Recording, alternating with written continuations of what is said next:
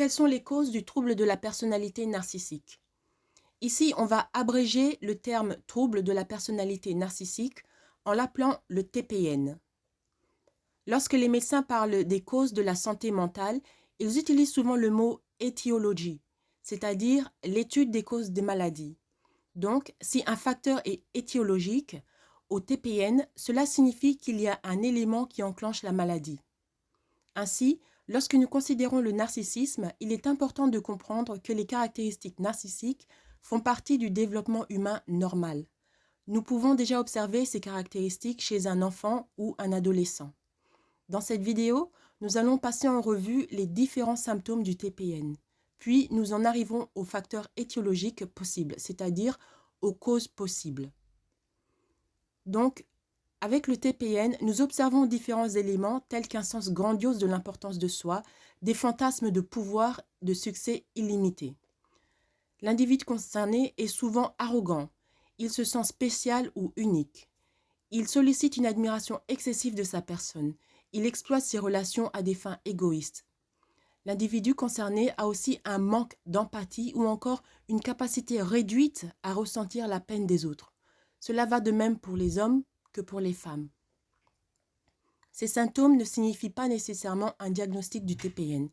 Toutefois, quand ils se trouvent en grand nombre chez une personne, ils ne sont pas considérés comme faisant partie du développement normal d'un être humain. Notons que lorsque nous parlons d'étiologie, c'est-à-dire la cause d'une maladie, il est important de comprendre qu'il y a beaucoup de théories en ce qui concerne les origines des troubles mentaux. Les résultats des études établies dans ce sens varient. Certains concordent très bien avec ces théories, mais d'autres ne s'alignent pas avec ces conclusions. L'un des problèmes du TPN est qu'il n'y a pas vraiment de définition officielle de ce que c'est. Il existe toutefois 3 théories populaires sur la causalité du TPN. Théorie numéro 1. Le premier est qu'il est hérité. Nous appelons cela l'héritabilité. Lorsque nous examinons les troubles de santé mentale, il n'est pas inhabituel qu'1% de la contribution soit considérée comme génétique dans de nombreux cas. Nous regardons l'héritabilité par rapport à l'environnement. La quantité de variance qui peut être expliquée par la génétique par rapport à la quantité de variance qui peut être expliquée par les facteurs de stress en relation avec l'environnement. En ce qui concerne le TPN, l'héritabilité se situe entre 40 et 60%. Il y a donc une contribution assez importante de la génétique au développement du TPN.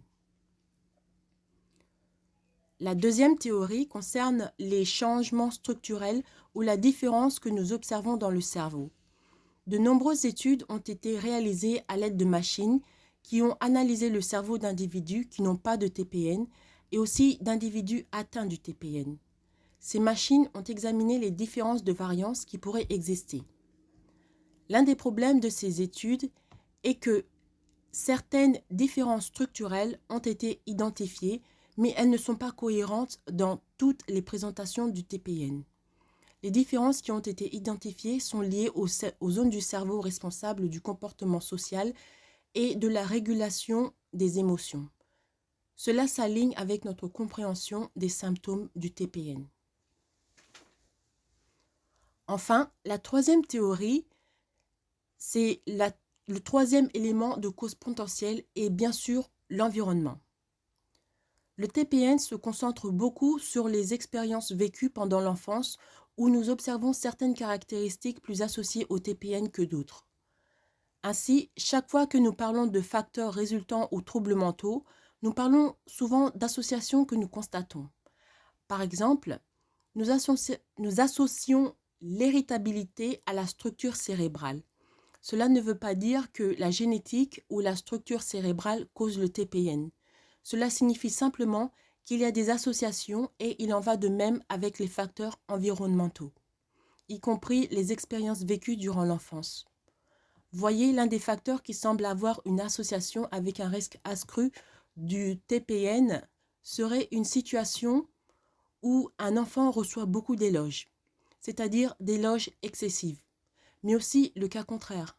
En effet, un enfant peut développer le TPN s'il reçoit des critiques excessives. Donc, je vous ai cité les 3 théories les plus populaires sur la causalité du TPN chez les spécialistes de la santé mentale. Mais il y en a d'autres tout aussi évidentes. Commençons par le manque d'empathie. Le manque d'empathie parentale est un facteur très important. Il est lié à l'accentuation sur le statut social par la réussite scolaire ou professionnelle. Dans ces cas, les parents négligent de considérer les sentiments de leurs enfants et les blessent au plus profond de leurs êtres en leur imposant une fantaisie créée dans leur imagination. Par exemple, le manque d'empathie peut se manifester par le fait que les parents imposent un régime spartiate d'études à leurs enfants pour que ceux-ci soient admis dans les meilleures écoles, ou encore, ils les traumatisent par des violences physiques ou verbales. Oui, c'est une parentalité incohérente, c'est-à-dire des parents autoritaires, violents ou encore des parents qui ne passent pas beaucoup de temps avec leurs enfants, donc un manque de supervision parentale. On observe que la violence, la répression et même la négligence peuvent causer beaucoup de problèmes de santé mentale plus tard dans la vie.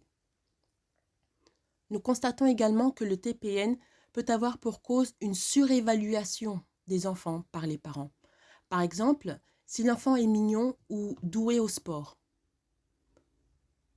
Une autre théorie du TPN est que c'est causé par un comportement appris. Celui-ci est très cohérent avec la théorie génétique. Donc, cela pourrait expliquer que les parents d'un individu atteint du TPN seront plus susceptibles d'avoir des caractéristiques narcissiques eux-mêmes, et les enfants apprennent ce dysfonctionnement chez leurs parents. C'est un comportement appris. Alors, ils grandissent en apprenant à être arrogants, à manquer d'empathie, à exiger une admiration excessive, etc., etc. Il est donc important, lorsque nous recherchons les causes des problèmes mentaux, de garder à l'esprit la possibilité que cela peut être un comportement appris dès l'enfance. Nous remarquons également, comme facteur illogique potentiel, que les parents d'individus atteints du TPN ont une probabilité plus élevée d'être incapables de réguler leurs émotions. Ainsi, ces parents sont incapables d'apprendre à leurs enfants de maîtriser leur tempérament ou de contrôler leurs sentiments tels que la jalousie, l'envie, etc., etc. Ceci est vraiment cohérent avec ce que nous observons dans le TPN. Oui, un certain nombre de personnes qui ont souffert du TPN manquent d'intelligence émotionnelle. Donc, ils pourraient se tourner vers d'autres personnes pour les aider à identifier leurs émotions. Une fois encore, cela est tout à fait cohérent avec le fait d'avoir un parent qui n'a pas fait un bon travail en ce qui concerne la régulation de ses propres émotions. On voit que les composants de l'intelligence émotionnelle ne se développent pas correctement chez les personnes atteintes du TPN. Voilà donc quelques-uns des causes possibles du TPN. En conclusion, sachez que le trouble de la personnalité narcissique est un trouble destructeur qui s'accompagne de beaucoup de douleurs et de souffrances, telles que la dépression, l'anxiété et la toxicomanie.